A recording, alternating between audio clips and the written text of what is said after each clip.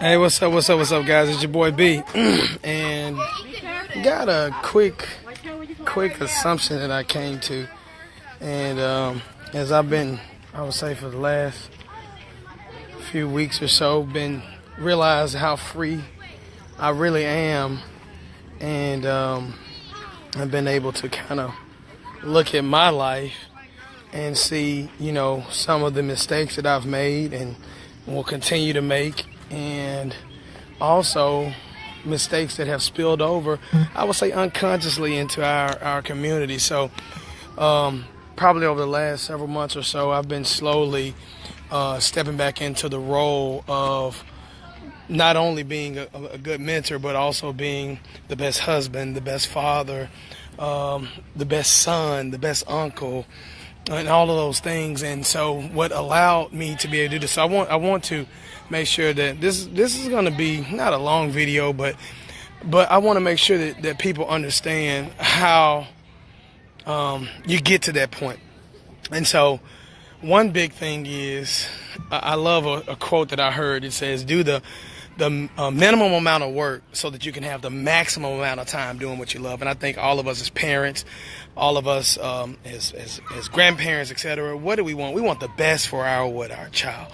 We want the best for our family members.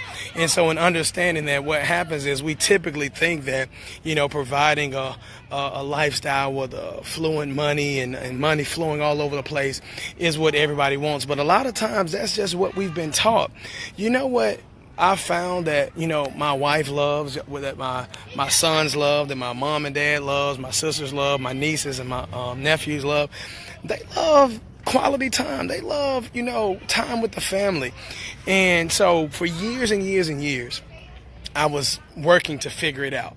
And this has been my journey. I was working to figure it out so much to where, I would lose focus of why I was really doing it. I would say, I'm doing this for my family, or I'm making all this money for my family. But in the actuality, my family was like, okay, cool. Internally, this wasn't anything said or anything, talked bad about. It was something that I had to discover internally.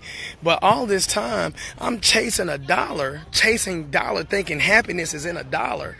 Or making more money, right? And not realizing that, okay, I got enough money. What I really need is, I really need to understand that happiness is not in something material. Happiness is internal. And so when I corrected my own mental state, my own understanding of what happiness is or where happiness lies, what I then did was I now started walking. I started walking for it, and I noticed that happiness started to follow me because I was happy. I was internally happy, and so now as happiness follows me, that everything else started to unfold. Everything. I mean, more money. I have not, and some of my closest friends know this, probably for the last year, I haven't had to chase money. I haven't had to go work for it. And money flows into me on a daily basis, multiple sources on a continuous basis. And it's because I internally filled my spirit with an abundance of happy thoughts, of happy mental understanding. And so, saying all that to say, I would drop my, kids off with my parents. I would think that, they love being with their Grammy, etc. They really loved being at home, but I would drop my kids off. And so my mom and my parents, they would fill a void that of old understanding. Understanding this. Now, here's where the meat of the post comes in, the title. Whereas I placed my kids, I would drop them off at my parents' house. Boom. So excited about it, right? And we gonna have fun as a family, all this stuff. But I would drop my kids off with my mom and dad. And I'm seeing this. I'm going to tell you where this came from. And, they would be over my mom and dad having fun, etc. And so the values that I grew up on, granted, are instilled in my children from my parents. But the new economy, hear me out, the new economy that is emerging and experiencing, my kids are not being fed mentally about the new economy. All right. They're being taught principles. Here's the disconnect. They're being taught principles by grandparents who lived in an older economy. And so now when they they're rising up and they're become grown, etc., they're living off of old things that worked. that doesn't work in the new economy. And so now, going into the new economy, parents looking at their children, they're like, oh my God, well, how did they turn out like this? Typically, it's because the way the system was set up, it was designed to, one, remove the male figure from the home. Of course, most men look at themselves as providers. I look at myself as a provider. I take pride in being a provider, being one of the best providers in the world for my wife, my queen, my sons, and everybody else in my family. I take pride in that, and most men do too. So what happens is they give us this image of what it looks like, right? And so now we take this and we say, to provide, we got to go out, and then it takes us away out of our own household. Black, white, red, yellow, it ain't just about a black man. It's black, white, red, yellow. I have tons of students from different races, and all of them are going out, leaving their household exposed. And so now when they leave their households exposed, the kids, the TV raises them, the neighborhood raises them, the school teachers raise them, and everybody outside of you. So they don't have your core principles, your core values anymore. And then, of course, guess what? Then the woman, she feels the need, because the presence of the male isn't there, she feels the need possibly that where she has to step into the man role. The woman feels the need to have to step into the man role because the man is no longer there, right? On a mental basis, he's not there. Now, he may come home, he may report home every day, but on a mental basis, he's not there. And by him not being there, the woman has to step into the provider role to provide the mental clarity to the kids, to give herself. And so now, guess what? The woman becomes more independent. And when the woman becomes more independent, she doesn't need the man anymore. And if she doesn't need the man, guess what? The family unit is broken. I'm telling you something. If you play chess, if you ever play chess, I want you to learn this game. If you learn how to play chess, the key to winning chess is to keep the core tight. See, a lot of people, when they play chess, they immediately start to send out, the pawns, the bishops, the knights, and then eventually they send out the king, and then, of course, the king gets exposed. And what happens is the queen can move anywhere on the board. She can even get captured. But the game is over when the king is captured. And so if you strategically remove the king out of a household, then you automatically create discord in a family unit. And if you create discord in a family unit, you create discord in a neighborhood. You create discord in a community. You create discord in a city. You create discord in a state. You create discord in a country. You create discord in the world, and of course in the universe. So what we have to do is we have to get back to the core to understand that happiness is not material. One of the blessings that you all have, and that I have too, is that I've chased happiness by going after hundreds of millions of dollars. And I come back to tell each and every one of you that it ain't what you think it is. It is not what you think it is. The pie in the sky that you're chasing, when you get there, that is not where happiness is. All this whole time, the happiness lives inside of you, buried inside of you. What is it buried inside of you? Your love. I promise you this, if you take the time right now to sit your family down, and you look at your family with the windows of your soul, look at them in their eyes, and you let them know, Daddy is back, or Mommy is back, and you say, I'm back, and I love every part of you. What you're going to realize is that love is going to open up inside of your core unit. If your core is tight, can't nothing come in between that. And I want women to understand this and men to understand this. All of us want the same thing. Here's the thing. If you went through a divorce, I don't know your personal situation or whatever the case may be, but I want you to understand there was a time when you were madly in love with this person that you divorced. You got to ask yourself, what happened? What changed? What changed? Well, probably what changed is you went separate ways throughout the day. Think about this. What is love? Love is awareness. What is love? Love is attention. And anything that you lose attention for, you no longer desire it. So if you don't see it every day, hey, think about this. If somebody else is teaching my kids principles, raising my kids, guess what? I no longer have the authority. My authority of being able to provide a education that I feel is needed, which is based upon love, which is based upon God principle. If I can't give that to my own kids, my own sons, and I leave that for somebody else to do it for me, then guess what? How in the world can I expect my sons to appreciate my presence if I relinquish that by going to go chase a dollar saying that I can provide? See, here's the thing. One thing, I want you guys to read a book called The 4-Hour Workweek. It's really impressive. But here's the major thing about it is you think you want $1 million and all you need is $3,000, $4,000, $6,000, $7,000 a month in residual income, and you can live like a millionaire. You can live like a millionaire. It's called the NR, the new rich. The new rich means that I realize that if I residually make $5,000 a month, what I'm currently trading your time for, if you residually make that every single month, you are as free as a bird. And we have businesses to where some single products pay us that much monthly. And so what we do is, so that you can understand where I come from, what we do is we teach people, we debunk myths. And so sometimes it's met with, oh my God, I can't believe you're doing that, because you're so attached to a belief that you got to do it this way. You got to work 8 hours a day. You got to work 10 hours a day. You got to sweat equity. You got to grind. That is the biggest crock of BS I've ever heard in my life. You should not be working 10, 12 hours a day. You should literally do the minimum amount of work so that you can have the maximum amount of time doing exactly what you love. I pulled up from my kids. We've been playing all single day. My kids, I'm saying this publicly, my kids came to me last night, man-to-man discussion, because I look at my sons as men. We have discussions, right? I look at them as young men, young princes. We have discussions. They come to me, Dad, look, I don't want to go to school tomorrow. Okay, son, why don't you want to go to school tomorrow?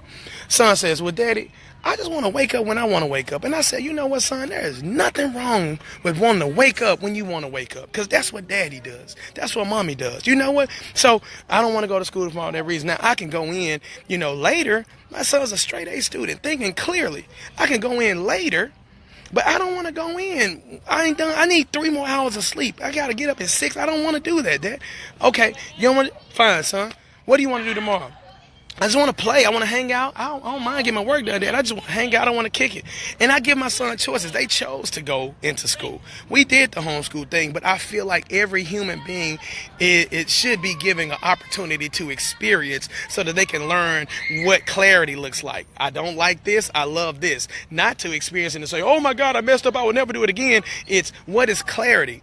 I don't like this. I love this. That means I want to go in this direction. Any decisions that I make, I'm going to make it based upon this, because I don't like how that ends. Okay? And so now my son comes to me, and then sure enough, my youngest son, hey, Dad, me too, man. I don't want to go either, man. I just want to play. So we wake up in the morning. We give them their food, their fuel, not their food, their fuel, their green fuel. That's why my tongue is green. And we've been playing football all day. We ain't played no video games. No TV has been on. We went swimming. Now we at the park. We playing. We having fun. We doing everything that a family unit should do. And you know what? You would think that they would appreciate being around, other people, but they love the presence. And here lately, that's what I've been able to give with my freedom. That's what life is about, y'all. That's what life is about. It's about being free. Happiness is a choice. Happiness is really a choice. I choose to be happy. Are there rules in place that says, oh, you can't do this, you can't do this? If it's based out of love, and it's helping me and my family, and it's based out of love, and I know that it's enhancing me and enhancing others, I'm going to do it. I'm going to operate out of love. And once I know that when love speaks,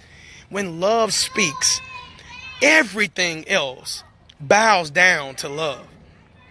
And so I want you to understand that if you just take the time to look at what you're chasing and ask yourself, you're chasing happiness in the form of material things that's considered to be illusions or matter. So if you're chasing happiness on the outside, I'm here to tell you, you will never find it. Thankfully, I've done it. I've done it and I'm back, and I remember what it feels like to be in your shoes.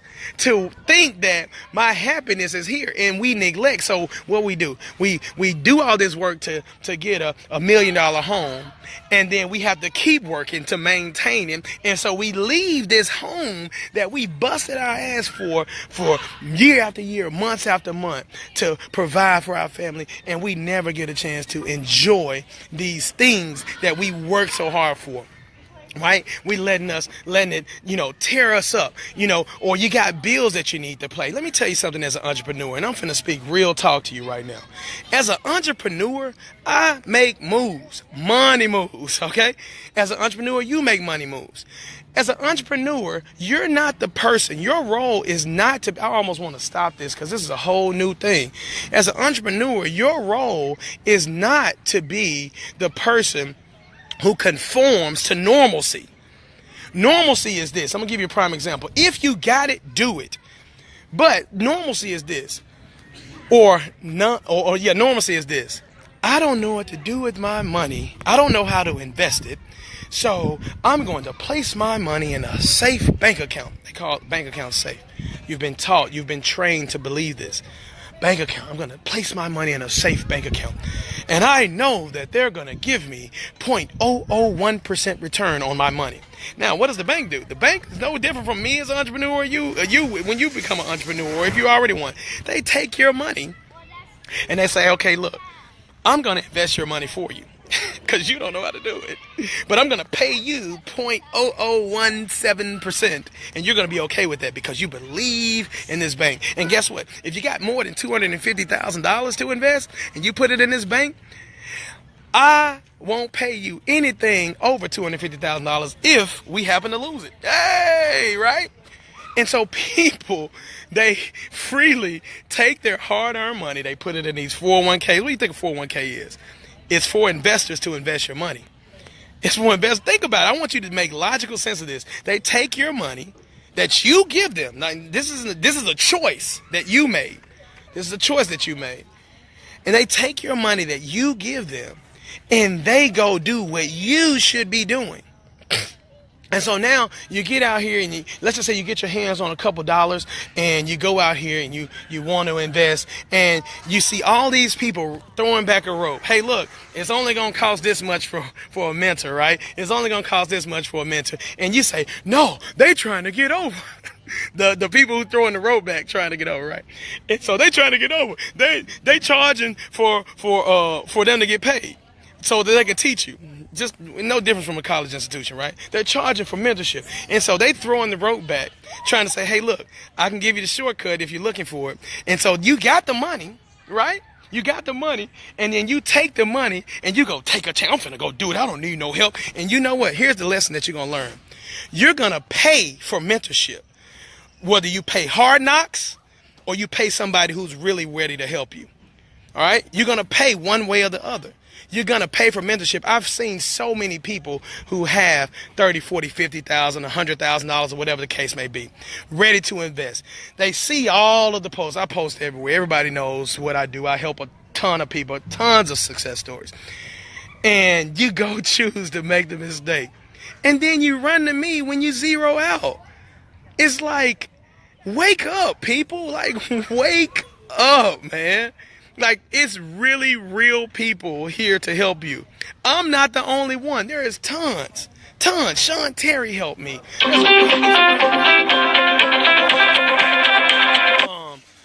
Tom Krol, Joe McCall. It's so many I can name, y'all. It's so many I can name.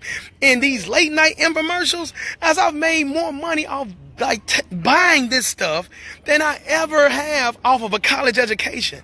I'm not knocking college, but I am telling you that's the system that if you allow your grandparents or your parents to raise your children, that's the system that they were taught to believe in.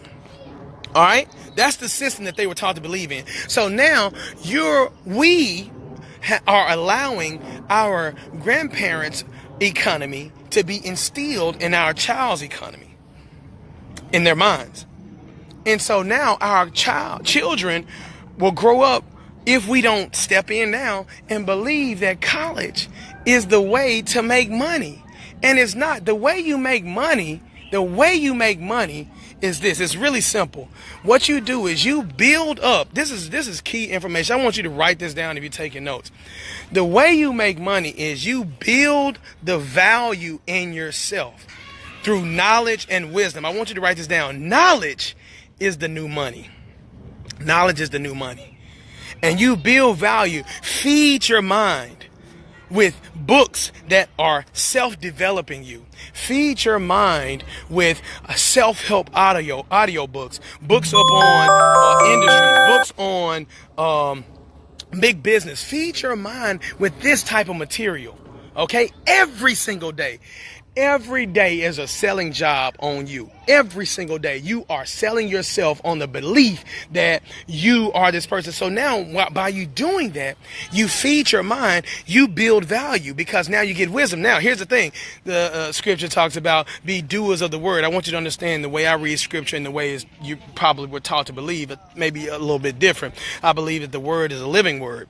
And so the word lives inside of you. So it says be doers of the word. So when you get this internal word, this internal inspiration of what you've built over your mind in self-help books, books about real estate, mentors about real estate, whatever it is, as you built this knowledge up inside of you, then you have to become doers of the word. What you do is you go out and you execute. See, the difference is I've taught a lot of people, but a lot of people, I don't want to see you keep paying money to learn only. A lot of people, they call you information junkies. You get the information and you do nothing with it. You get the information and you do nothing with it. Here's the thing. I'll tell you another thing about HGTV. This may mess up contracts. I don't care. It's like money is not the motivation for me at this point. HGTV is a selling pitch. It's a selling pitch. You got people that's coming into these markets and their perceived information of how to fix up a house is all off. Like, so we're fixing up these houses and they like, hey, can you do this to it? Can you do this to it? And they want you to, huh? Can I go on the big slide? Yeah. Mm-hmm. And so they want you to do all of this stuff to these houses that we wouldn't normally do, man. Like, we know that rental business is a business. And so they're teaching people to go buy investment properties and rent, if you're going to rent them out, because if you don't sell the house, you got to rent it out. You got to make money. And that's typically the case. And not everybody sells houses because they don't know what they're doing. They go try to find a house first and they don't find a buyer. So it's a long story. All right. So you get these rental houses, these investments. This is the process. I can't tell you everything in a single video, but I'm going to tell you as much as I can. So you get these houses and these investment houses and you go and fix them up like you're going to live in them. That's what they're teaching you to do, and that's not what you do. You do business rehab, and that's the lesson. So you're going in, and here's the thing: what you do to the house doesn't. This is the education that I'm telling you, millions of dollars, like doing this this way, and then the method works. And so they spend all of this money on a house. All right, they pay too much for it, number one, because they're getting emotionally attached to the bidding war. Right? I want this house. Oh, I can't believe like it's not another million so houses around the freaking world or your own city. So you get emotionally attached and you pay too much. You pay out of your range. We have a range that we buy in. I only buy at certain prices, period, point blank. All right. And so now you take this investment property, you've already in it too much. And so now you go in and you put a whole lot more money in it. You could have paid for mentorship, right? But you put a whole lot more money into the house that you didn't have to do. And the house is going to sell for, here's the thing, what is going to sell for? The house is going to sell for what is going to sell for. Do you know that paint doesn't increase the value of an appraisal? Do you know that tile doesn't increase the value of an appraisal? Do you know that a refrigerator doesn't increase the value of appraisal? You know what it does? It may make the buyer buy it, right? It may create value in them, but the bank is going to appraise it for what they're going to appraise it for. So no matter what you do to that house, square footage wise, if it's this square footage, this many bedrooms, it's going to appraise for what it's going to appraise for. Period. So in knowing that, I'm going to rehab this house to the standard of my system, my model, right? Or to the standard of the neighborhood, not my multi-million-dollar neighborhood or whatever that I come from because I'm so emotionally attached to how that looks. I'm not going to rehab based upon those things. I'm going to rehab it based upon a business system like a McDonald's, right? I'm not going to change anything about it. And then knowing that, I keep my costs low because I bought it at the right price, and now I fix it up at a way lower price than what everybody else is. And now, when the recession comes, when the depression comes, or whatever the case may be, I can always liquidate it because I'm in at a lower amount than everybody else would be. Some people buy at the right price and then they over rehab it, and they over rehab it, and they over rehab it, and they put all this money in the rehab and they price themselves out of it, and they end up getting stuck with the house. Then guess what? They have to become landlords, and they don't know how to become landlords. So what we do is we teach you to build the 4-hour workweek model, to build residual income first. Your focus should not be to make $1 million first. You can make it both, but your focus should be to get your ass out the rat race. How do you get out of the rat race? By making more passive income than your monthly expenses. This is how you get out of the rat race. And so going back to this, I want to tell you, so now here's the other thing. So now, as an entrepreneur, you may have bills coming in. You may have $4,000 or $5,000 a month in bills. Your credit is already messed up. I'm just using this as an example. So whoever you are, wherever you're starting are, all that shit you see is a facade. Most people that you see, they really ain't got no money, right? They skimming by on bare credit, right? And they really ain't got no money. So as an entrepreneur, here's what you got to understand. There's nothing wrong with that. This is not a joke to laugh at anybody. This is to tell you the life of an entrepreneur. The life of an entrepreneur is a creator. I know that at any given moment, any given day, I can bring in $1 million a day if I want to. I can pick up a freaking phone and make a couple sales, and I can make $1 million right there. I have that confidence, that confidence in me, right? So as an entrepreneur, what you're working on is building up that confidence inside of you. You want to build up that confidence inside of you as an entrepreneur. So over time, you don't have to look back to, that old job that used to pay me really good. That's not even an option anymore, right?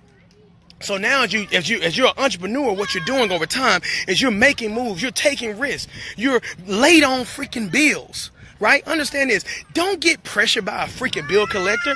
I've foreclosed on hundreds of properties before. I was 26 years old, owned a $10 million real estate portfolio. Some of you have heard the story. And I foreclosed on all of them. And what that means is this. It ain't that bad. It takes some banks, I'm going to give you the real, some banks, it takes them literally 3, 4, 5, 10 years to foreclose on houses. Sometimes it takes them, 90 days or 6 months or whatever. It really depends on the situation and the banks that you're dealing with. I can talk about that in our training or another video. But so now knowing that me in 30 days time frame, I can make any amount of money I need to make to pay everything that I need to pay. Okay. And so now I'm not going to walk around because everything that you're going through is psychological. You think something is going to happen. All you got to do is create. So now when you go out and you got bills breathing down your neck, man, stand up like a freaking God and walk around. Look for problems. What you're doing as an entrepreneur is your job is to be just like Jesus did. You're walking around looking for problems. What problems? And so now people are not going to burst out and scream out their problems. You have conversations, you network at your job. Use your job is a financial partner. You've agreed to trade your time so they can give you money so that you can have the money to do what? Fund your dreams. Your job is not paying you on the value that you have. That's the misconception. People are going around here asking for raises. You give your own self a freaking raise. You create your own raise. This position pays this much. I'm not giving you a raise on this position because you shouldn't be here in 2 or 3 years. That's how my team rolls. I want my team, all of my team members, to boss up and become owners. Ask them. Every person that comes around me that sticks to me, they end up becoming a freaking business owner in a matter of months. And they grow out of me. Some people look at that as bad. Oh man, you got a high turnover rate. No, I create bosses. I elevate people. Person comes work for me, this position, I'm not going to pay you shit. Right? You're going to actually earn what you make. But then when you see all of the money come in, hopefully you wake up and see that you can get it too. And I ain't stingy. It's an abundance of it. And if you go about it the right way, I'm going to show you how to do it. If you go about it the wrong way, you cut your own source off. You get what I'm saying? So you got to understand who you've been working for. They may have been operating out of a different place. They don't want you to level up. They don't want you to grow. Why? Because they're in a lack mindset. I want you to look around here. Grass, trees, green, everywhere. Your money is just as abundant as anything else that you see on earth. Food, books, greenery, it grows. It's just as abundant as anything else on earth. There is no lack. There is no lack in this universe. What's for you is for you. What's for me is for me. So I speak out of abundance. I speak out of abundance. So when a person comes work on my team, I want you to level up. I want you to quit and do your own thing. But there's a way you go about it. You get what I'm saying? And so now when these bills are breathing down your neck, you stand poised like Kobe in the freaking fourth quarter, Jordan in the fourth quarter, game on the line. What up, buddy? Yeah. Like Kobe in the fourth quarter, Jordan in the fourth quarter. You stand poised and you walk. Why? Because you know that you're going to create something that's going to pay you a big enough payday to where now not only can I pay my bills for the months that I'm behind, but I can now pay my bills for the next 2 or 3 years off this lick that I just made. You get me? So now when I sit down with a person, I'm listening for problems because I offer solutions. I look for solutions to offer. I have hundreds of businesses. And I have in my arsenal, in my mental arsenal, a solution for every issue. So when I sit down and we're talking and we're networking, I'm listening to see how, what did I tell you first? How I walk around valuable. I walk around priceless. How can I be of value to this person? Not to get money from them. How can I express my value to this person? So I give tips like this today. I give tips. I'll let you know how valuable I am. How much is that worth to your financial freedom? How much is my value worth to you being able to spend time with your kids and your family every single day? How much is my value, my knowledge, my wisdom that I've worked for the last 20 years to get? How much is that valued at to you? You have people that experience our one-on-one training, you know, the $10,000 or $25,000 training or whatever. People will tell you that information, it shouldn't even be given away for that much. You can reach out to them. I got tons of them. Inbox me. I'll send them to you. It shouldn't be given out for that much. So what you want to do is walk around creating value. And so now when I sit down with a person and I create value, I know that I'm walking value. So now when I give this solution to this person, they may say, man, oh my God, can I take you to lunch? Or how much can I pay you for this? What do you think it's worth for you? Give me what you think it's worth. Unless I have a price tag attached to it already. How do I get price tags? First, I give it away, right? And I ask the person, how much is this value to you? When they say it's priceless, I say, well, give me a number that you would have been comfortable paying if you didn't get it for free. And they give me that, and that's how I price it. Everything that you want, give it away first. Everything that you want to experience, give it away. If you want to experience riding in a Bentley, find a way to give one away. Find a way to give one away. And I guarantee you, when you start giving things away of value, you're going to learn how to live in the experience, get the benefit of the experience, and then, of course, give away the value. Boom. If I gave you right now the keys to a Lamborghini, and I said, okay, look, it's a $2 million Lamborghini, and you can give me $10,000 for it. Every person that doesn't have $10,000 sees the what in that. They see the value. They see the value in the Lamborghini. So that means that the value is more than what I just asked you for. So what do? You pay for it. And that's how you create money. The more valuable you make yourself, the more money you make. So if you got a job, guess what? You're only valuable to one customer. Your job is your customer. You've chosen that customer. Your choice. Your job is your customer. Right? And if you only have one customer, you're only servicing one client. That means your income is tied to when that customer says, I don't want your business anymore, your job, right? When that customer says, I don't want your business anymore, your job fired. This is equivalent to your job firing you. Guess what? Your income is gone. So your job as an entrepreneur to be valuable, to be a creator, and then to go out and find more people that you can provide service to. Service of value. So do you want one customer now, or do you want 10,000 customers? Do you want 10,000 customers? Do you want 1 million customers? You get what I'm saying? So now as an entrepreneur, every day I'm looking to add more value to the world, to the universe, to have more customers. Why do I post the way I do? Why do I'm networking the way I am? Because I know that there's people out there that need me. Let me tell you something. There's gifts inside of you that you've been holding on by staying pressed up under a freaking job. There's more people in the world. You say, I don't know what I'm going to do when I leave my job, or I don't know what I would do if they fire me. Find other people that need your gifts. You got internal gifts that you've been hiding, that's been pressed up inside of you, that you sit in the office underneath a chair and ain't nobody getting it, man. Ain't nobody getting your gifts. You being stingy, man. That's selfish. That's really, really, really selfish for you to not want to share your gifts. So what I'm telling you is, I want you to open up. Every person that's watching this has a built-in entrepreneur in them. What do I mean? How do I know that? Because entrepreneurs are creators, and our God is a creator, and we're made in the image and likeness of our God. So we are co-creators. Every single person is an entrepreneur. We came from men and women who were understanding that entrepreneurism is, or a job is, a temporary thing. You know what a job used to be? Putting horseshoes on horses. That was a job. It's not something that you got to come do every day. You got to go find the next job. That's what a job was always meant to be, a temporary thing, to feed the man or the woman or his family, etc. It wasn't supposed to be a permanent thing. They came along in the 60s. I'll talk about that in another thing, guys. But this information, share this with people that you know that needs this, guys. The family unit is a key, man.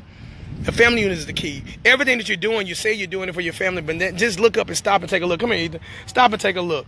I want y'all to hear from him. Ethan, do you appreciate the time that we spend together more now? Yes, sir. Huh? What did we do today? You went over me with my drills, and you took us to Shelby Farms Park. And did we have fun? Yes, sir. And you played football with us. Yeah. And yeah. Yeah? Really cool? Yes, sir. Yeah? My bud? And you didn't let us go to school. Oh, he ain't go to school. Straight A student didn't go to school. You decided not to go to school. It's not a let, man. You decided that. All right, man. So that's the thing, guys. What I'm saying is like, I feel like the love that us men have, we are taught to suppress our emotions a lot. We're taught, if you cry, you're a wussy, right? Right. We're taught all that. And so that's not true, man. That is not true. It's okay. I do it on camera. I kiss you. All just in front of everybody. I love my sons. I love my wife. Kiss them in front of everybody. I don't care. I'm emotional, right? You don't care, do you? Right. I want to love, right? And so my love is so vibrant that I'll embarrass myself, if that's what embarrassment is, just to show people that that's what love looks like. That's what love feels like. Hug your son, man. Kiss him. Kiss him in the mouth. I'll kiss you in the mouth right now. But that's what I'm saying, man. And so let them know you love them, man. Let them. I promise you, if you open up and you look at your son, it's gonna be a little shell. You're gonna have to drop your ego, all your manliness, if you ain't never done this. And look at your son, look at your wife, and tell them that I love you with everything inside of me. Everything inside of me. Everything inside of me. You are the only one for me, right? You look at them in the window of their soul. Does that mean that you ain't gonna make mistakes? It don't mean that. But what I'm saying is, when I know my core is tight, there ain't nothing. I want unconditional love. Ain't nothing he can do, ain't nothing my wife can do, ain't nothing my mama can do, my sister can do, ain't nothing that anybody can do to stop that love. My love is abundant, man. And so I'm saying, we're giving up on love. We're giving up on what we felt in the beginning of relationships because we don't communicate, or we don't really have unconditional love. You get what I'm saying? We want to have that agape love. So when you see me hashtag agape love, that's what I'm talking about, man. We got to have agape love for the universe, for our fellow man. Man, people mess up. You know, love is forgiveness. Love is foolish. I want you to understand what love is. Love, in Isaiah, I forget which book it is, but God talks about how he's evil and good. He's all those things. But you got to understand that the love that we love to see is harmonious love. So you got a scale of love. You got chaotic love, and you got harmonious love. The love that we want to experience, or we want to share, the love that we want to spread, is harmony, harmonious love. And when people start to feel the harmonious love inside of you, they can't help but to let their guards down. All of the doors that's been locked for you, when you operate out of love, when you lead with love first, all of the doors that have been locked for you will open up. Whomever you are, if you operate out of love, I want you to understand what love is. Love is God. Everybody walks around saying, oh, I'm God, I'm God. I want you to understand what they're saying so that you don't get offended by it. God is love. You are love. That's all God is, y'all. It's a love frequency. It's not a pie in the sky. It's in you. And the love that you have in you is the God in you. That's all it's been saying this whole time. And so what we want to do is we want to open up and let love in and let love out. And as we express this love, y'all, as we let this love out into the world, we'll shine brighter than any globe, any light. We will illuminate the earth through love. That's the message of the ancients. That's the message of the scriptures. That's the message of Jesus. Love one another. Love one another. I promise you, if we start operating out of love, people will probably start to give bigger tithes in church if we really operated out of love. I have more tithes, that's what they call it when they say, more people give me tithes and give back to me than possibly more churches out here, because I take that and I give it to people. I help people where it's needed. I get houses. I do things. That's why people tithe more than possibly churches and pastors and other people that I know that ain't really getting the revenue in anymore, because they're leading with money. They loving money. And so it was a hard thing for me. I had to detach from the love of money. Although we say we don't love money, most of you that's going out here slaving and busting your backs for it, you don't realize it, but you are in love with money because you think money is going to provide you happiness, and happiness is not found in material things. Happiness is found within.